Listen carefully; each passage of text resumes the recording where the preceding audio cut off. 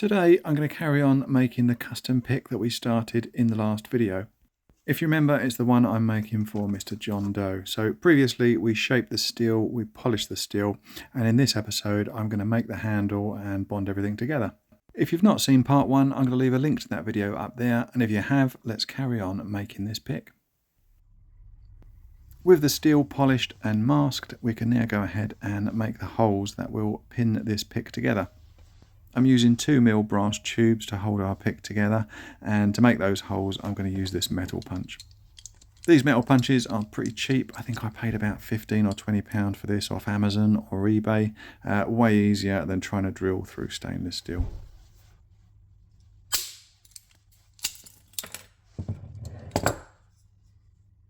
Nice and clean, I'm going to go ahead and punch the other holes.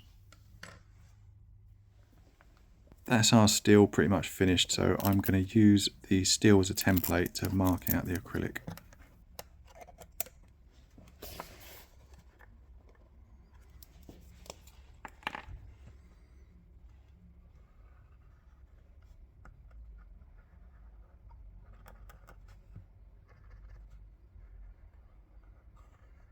Usually I'd use a pillar drill or drill press to make these holes, but annoyingly my drill press doesn't take 2mm drill bits, so I had to rig up my drilling device. Not ideal, but it did the job.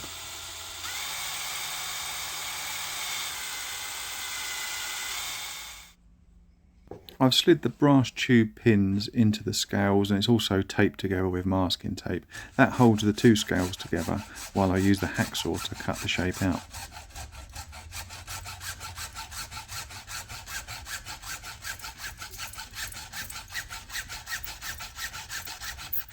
I use the same method on the acrylic as I did on the steel, so I make vertical cuts and then horizontal cuts, slowly nibbling away until we get our pick shape roughed out.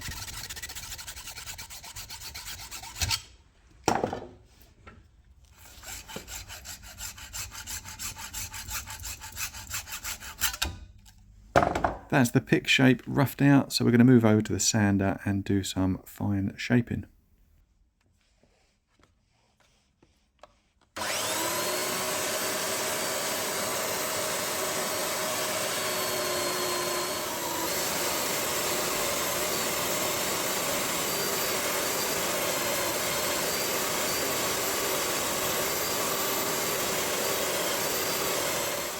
I'm happy with the shape of the pick now. What I did off camera was shape and polish the very tip of the scales.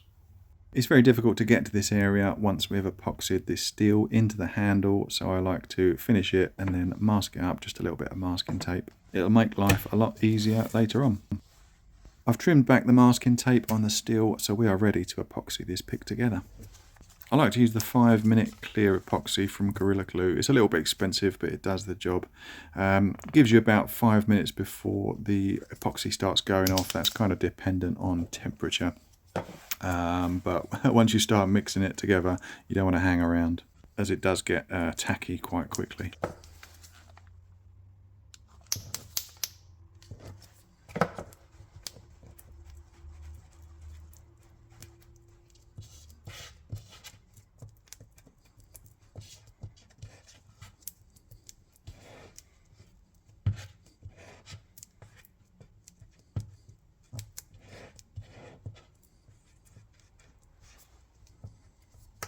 That seems pretty well mixed, so I'm going to coat the scales, I'm going to coat the steel, and I'm going to coat the pins, and we can start assembling this pick.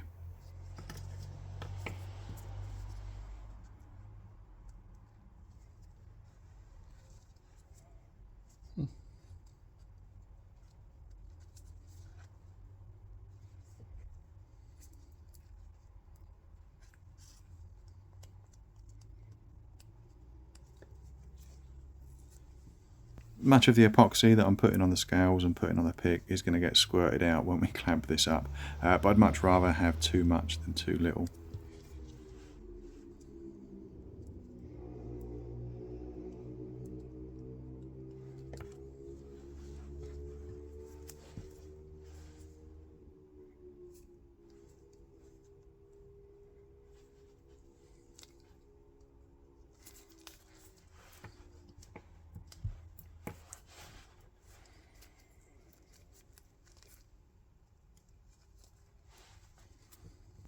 Gluing your pick together can be quite a messy process, so hopefully you can appreciate why I masked up the steel and why I masked up that finished area of the scales.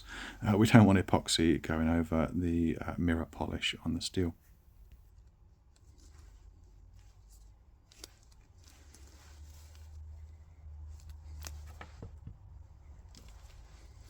And that's our pick assembled. So I'm just going to give this a little bit of a squeeze together just to get rid of that excess epoxy. Any glue that squirts out, you could just grab a piece of paper towel and wipe that before it sets.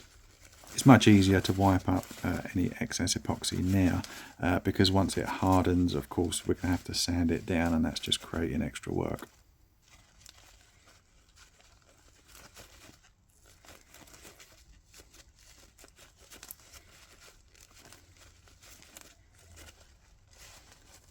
To hold everything together while the epoxy is drying, I like to use these bulldog clips. You can get them quite cheaply on Amazon or eBay.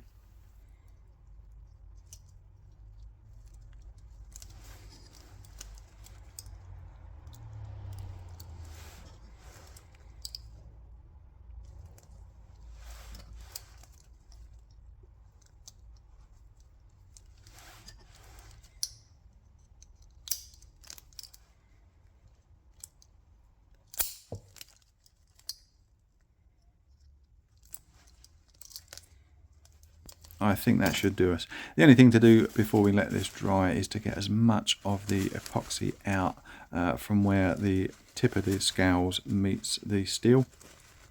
If we don't take a little bit of time now and tidy this area up, it's very difficult to deal with any of that dried epoxy once everything has dried.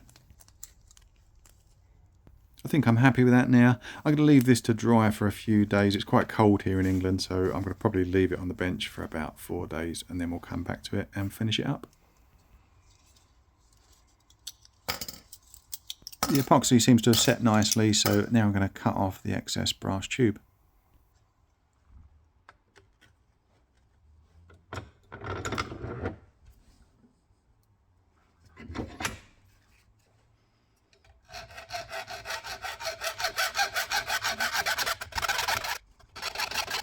With those out of the way, it's time to start on the final sanding.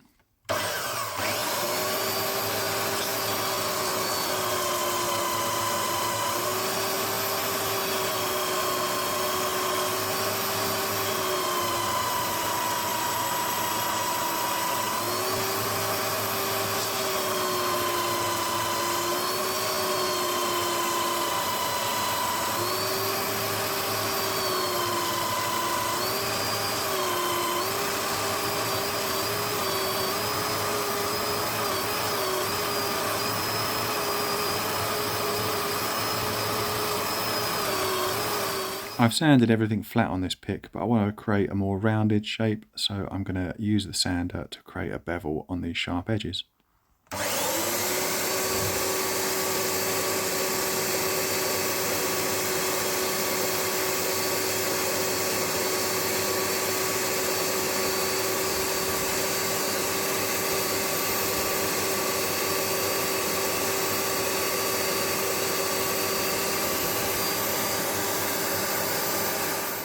I used 80 grit and then 120 grit on the bench sander, and I think it's now time to move over to hand sanding. First up, it's 240 grit and 120 grit, and we can do final shaping to get this pick looking nice.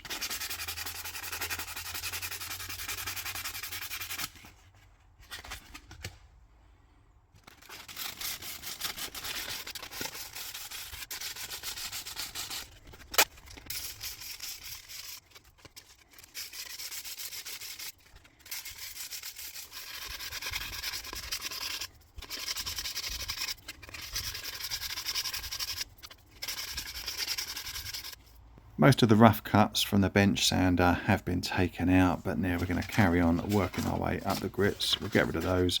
I'm going to go to 320 and then 400 and then 600.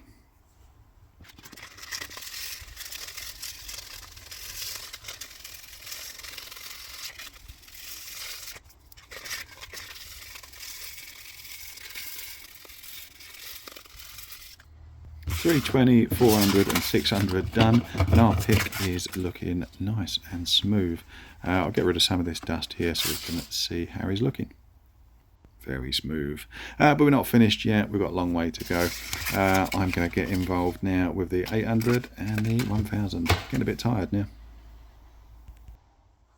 I should have mentioned that the 800 and the 1000 grit are all done wet, and our pick is almost finished, but I think I'm going to use the micro mesh pads. We're going to work our way up the grades. I'm not going to go all the way. I'll probably go, I don't know, I won't go to 9, maybe just go sort of halfway, maybe to 4. Once that's done, we can go over to the bench grinder and the metal polish. Get everything buffed up with the wheel. It's important when using these micro mesh pads to make sure that your work area is clean. Get rid of any metal swarf, anything that could scratch the pick up at this stage. As with the 800 grit and the 1000 grit, this is all going to be done wet.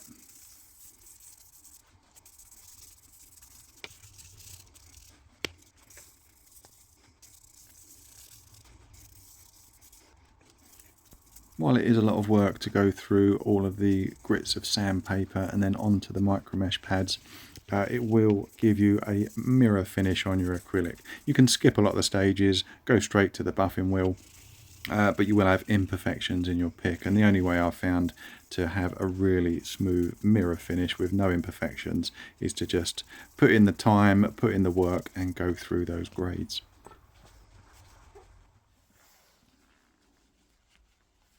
John Doe's pick looks really nice now. I can't see any imperfections in this. If you do have imperfections, you just go back a few stages, rinse and repeat. So I'm going to move on to the Autosol metal polish. It's the same stuff that we use to polish the steel. I find it does a really nice job bringing up a high shine on the acrylic too.